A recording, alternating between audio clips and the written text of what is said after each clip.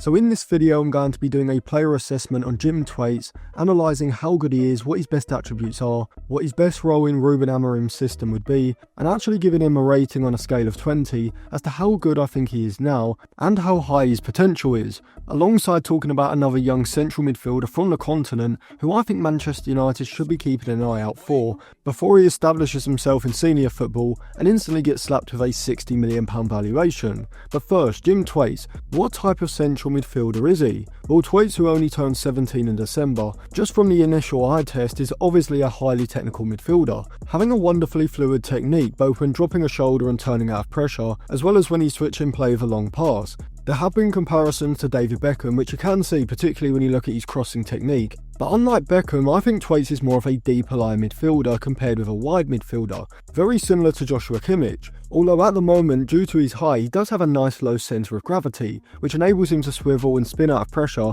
which is reminiscent of how players like Aguero and Iniesta would be able to turn away from players. And there are some stylistic elements of Frankie de Jong in Thwaites' game as well, with his press resistance and ball carrying ability being the obvious too, but I actually think he might be a bit quicker across the ground than de Jong was at that age, and slightly more tenacious, which I have to say has really only come about in the last 6 to 8 months or so, and that is expected because Thwaites is still closer to being 16 than he is to being 18. I'm going to tell you exactly what that means for his overall role in Amorim's system going forward. But before I get into that, if you want to check out any cheap, good quality football jerseys, go over to okjersey.com. They've got a variety of different current season and retro jerseys, including the new season Manchester United jerseys, available for just $15. Here are some of the alternative Manchester United jerseys from this season that they sent me over, alongside some unique retro jerseys that they've got on the site as well. You can also get free delivery for all orders over $50, and if you use code Atlantis at checkout you will get a discount as well. So I'll leave a link in the description and in the comment section below.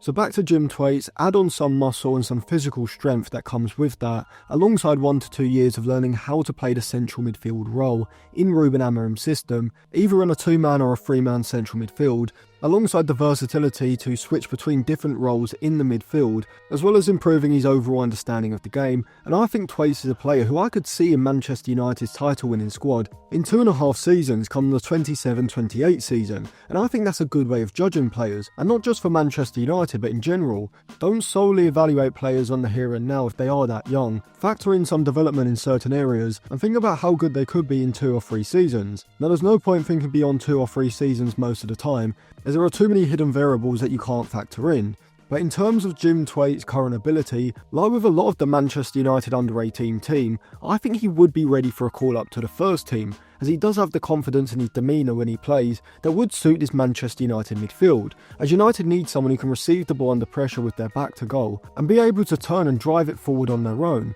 forcing an issue with a forward pass. Toby Collier doesn't do this enough for me, which is the biggest limitation in his game, but Thwaites has this, alongside the sort of press resistance and passing range that I think Collier also lacks. And Thwaites is also around 4 years younger than Collier, and so if I was Ruben Amorim I'd be trying to integrate Thwaites alongside Sekou Kone, Jack Fletcher, Goodwill Kokonki and Bendito Mentato into the first team from now till the end of the season, just as he has begun to do with Chido Obi Martin and Aiden Heaven. Now I'll come on to the other players in that list in their own analysis videos, but in terms of Thwaites, stylistically like with Sekou Kone, I think he's exactly what Manchester United need, and if you can get him up to speed with senior football in the rest of the Premier League games going into next season, he alongside Sekou Kone could be 2 players who could be promoted to the first team in order to replace Casemiro and Eriksen, which would replace United's squad depth in central midfield, allow them to move on Collier for around £10 million,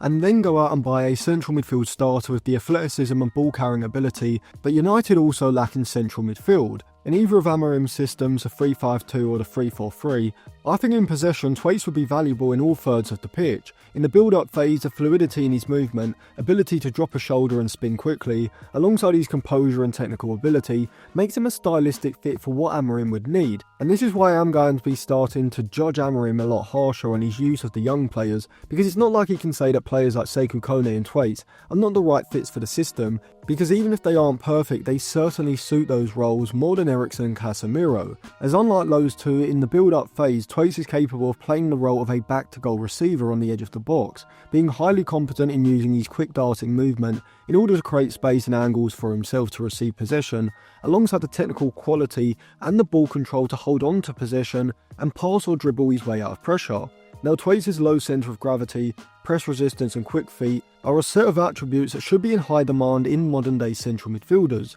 due to sides having become increasingly focused on playing through central pressure. And another young central midfielder who has all of these qualities, and someone who I actually rate higher than Thwaites, is Barcelona's Fernandez. I'm not 100% sure how you pronounce his first name, so I'm just going to go with Fernandez. But like Jim Thwaites, Fernandez has a fantastic aesthetic to his technique, short and stocky with a low centre of gravity, and Fernandez does actually resemble Sergio Aguero in his movement with the ball when turning, and even the way he wears his kit as well. And watching him is mesmerising at times, incredibly quick feet, having the sort of ball manipulation, flair and trickery that you'd expect to see in a winger, but with the technical maturity of a central midfielder. Both Thwaites and Fernandez are the type of players who are more than capable of working in congested areas out wide or centrally, using quick 1 and 2 touch passing in order to link the play with their teammates before being able to change the pace of the game with a dribble past a pressing player, a turn, or a drive into the space, or even a direct switch of play. Thwaites is more of a passer and Fernandez is definitely more of a ball carrier and a dribbler, which are both hugely valuable when it comes to ball progression in the modern game. Thwaites' varied skill set means that in possession he's able to receive the ball with his back to goal under immediate pressure, as well as being the server trying to thread passes between the lines, and so this would allow Amorim to use Thwaites in the midfield double pivot centrally, but also allow him to drift wide and deep from central midfield, taking up a wide position in the back three when United have settled possession, which could then allow someone like Akonki at left-sided centre-back to push further forward down the left side, providing a third-man run ahead of Dorgu or Garnacho on the left. And on the right side, Thwaites' deeper movement would also allow the right-sided centre-back Mazraoui or Dalot to push further on and provide the same third-man runs from deep from the right side instead. And from this area, Thwaites can dictate the tempo of play, which Christian Eriksen could also do, but the difference between Thwaites and Eriksen is that Thwaites has the energy and tenacity that Eriksen lacks. Now, of course, you could say that Eriksen offers more in possession than Thwaites, which I guess is fair if you assume that Thwaites doesn't develop at all in the next 12 to 18 months. But already, Thwaites is going to improve the possession system simply by adding more vertical movement to the patterns of play. Eriksen's lack of speed across the ground stifles United's ability to play quick vertical 1-2s that allow them to inject pace into the attack, but Thwaites certainly has the energy to provide this, and so in the middle third when he drops into a wide position in the back three to get on the ball, looking to pick a forward pass like a quarterback, he doesn't just have to hold a deeper position, he can then look to play the ball and make a movement ahead, down the channel, potentially looking to make a third man run and get into a crossing position where he can also be a creative threat. From set pieces or open play on either side, Thwaites can create chances through his crossing, which is a skill I'm particularly excited about at the moment because if you've watched my previous videos, you'll know that I've been talking about the importance of having crossing specialists and aerial threats inside of the box, in order to give you a way of creating chances consistently against narrow and deep defensive shapes. And Jim Thwaites would certainly provide this quality when he moves out wide. Thwaites is 17, Fernandez is 16, not 17 until June, and so they are in the same age group, but already at their young ages, both players play with a maturity and composure that suggests their adaptation period to senior football could be minimal. I don't think United can get Fernandez anyway until he's 18, which actually works out quite well because he has a contract at Barcelona until 2027 when he does turn 19, and so United could potentially get him after his contract for a minimal compensation fee. And if that were possible, it would be a deal I'd be all over because I rate Fernandez incredibly highly and I actually think he has elite level potential. And before I break down exactly why, a quick reminder, I do have a Patreon where you can get access to my unreleased articles. I've got topics on Leonardo da Vinci, on Jose Mourinho before his time at Porto, Nigerian football, essentially just niche topics that you may not have heard about. So if you do want to sign up and get a 7-day free trial, I'll leave it linked in all the usual places, the eye above, description, comment section, and on the end screen after the video. So both Thwaites and Fernandez are what I would describe as roaming playmakers, central midfielders who you want to drop deep in the build-up phase and in the middle third in order to aid ball progression, but players who you also want to give the license to push further forward in the attack, with Thwaites' long-range passing and crossing being where he is the biggest creative threat,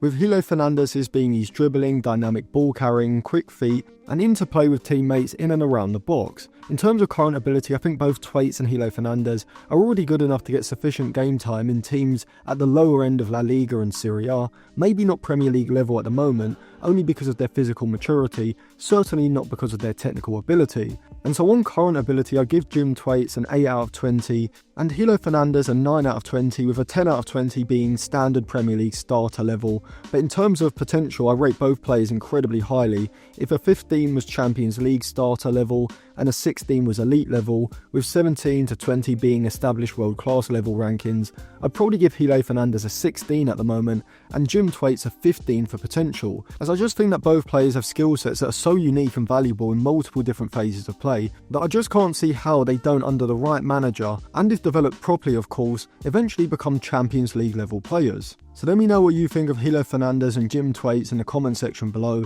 And if you do want to check out any cheap, good quality football jerseys, go over to okjersey.com. You can use code Atlantis at checkout for a 10% discount. I'll leave a link in the description and in the comments section below.